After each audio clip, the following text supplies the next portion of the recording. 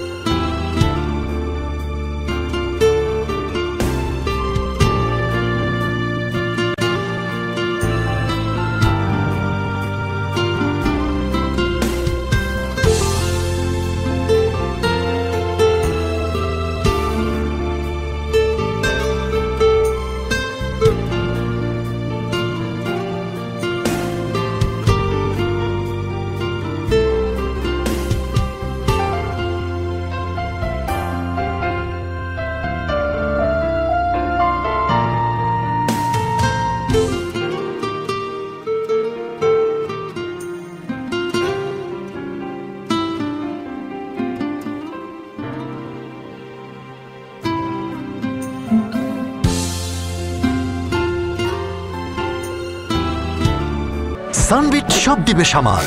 Sunbit magic press dishwashing এর মাথা ঘোরানো সলিউশন।